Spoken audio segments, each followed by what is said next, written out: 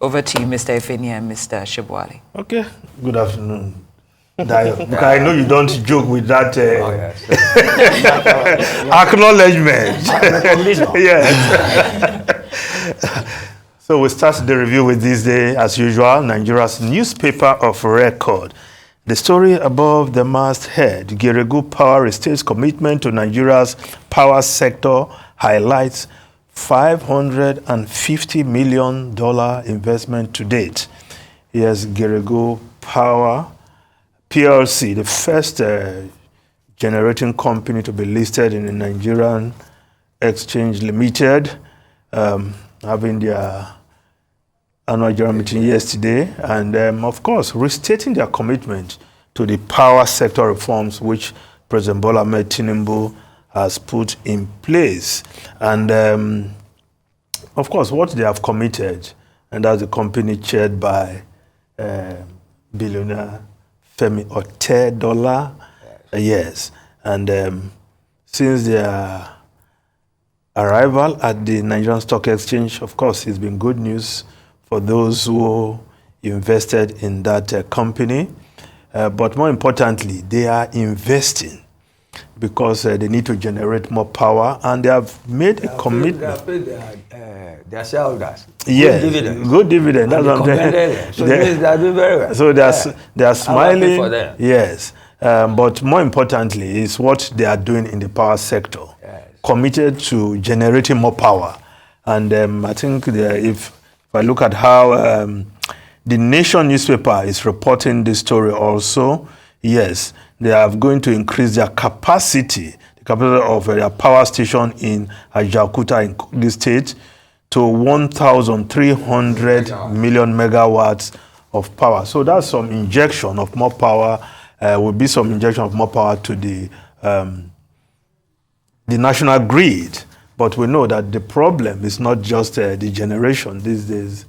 The transmission is a problem. Sometimes we've heard it more of. Yes, no, that's not even the issue now. We have is when they generate power, but they cannot evacuate.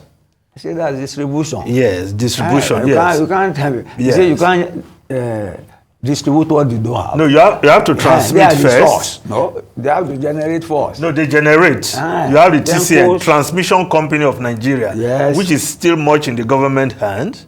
Yes. Then before the discos, yes, will distribute. The GENCOs will generate the transmission companies. After the bulk purchasing company has bought, will give them.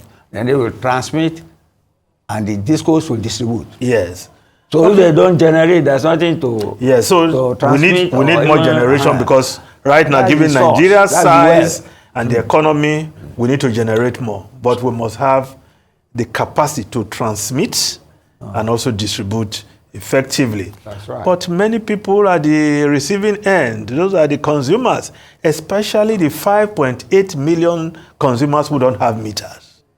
So transmit darkness to them, and I have to say I'm part of the people that feel that pinch. I experienced that. You are part of that long-suffering lot. Yes.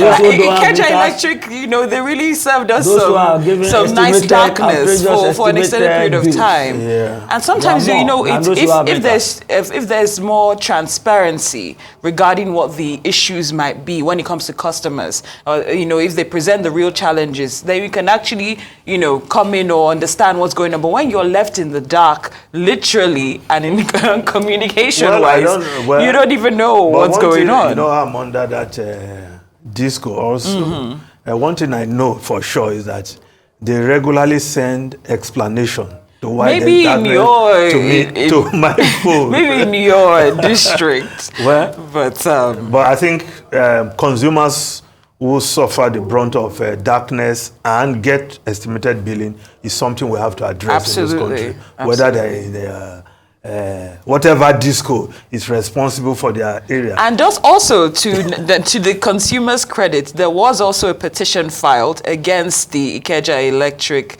company by residents of Anthony Village, and that was towards NERC regarding this estimated billing that you're talking about, and improper communication and whatnot. So I think it's also good when people do something about it, not just sit back and say, "Oh, it's not great." So it's a good thing. Let's just provide meter for everybody. How about that? So that if you don't supply me light, you don't get my money. That's right. Simple and straightforward. Anyway, I don't fall into the category of those who don't have meter anymore. I know what I suffered over time.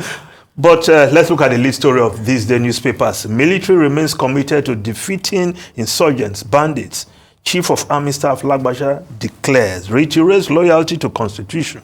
President says Easter allows for reflection on God's abundant grace to nation. Troops vanquished 11 bandits in Zamfara, Katsina. Yes, the military still very much on the heels of these bandits and terrorists. And I think the pursuit and neutralization should not cease. And of course, restating their commitment to the loyalty to the chief, the commander-in-chief. Well, that is a given. And that loyalty must be unflinching, unwavering. Right?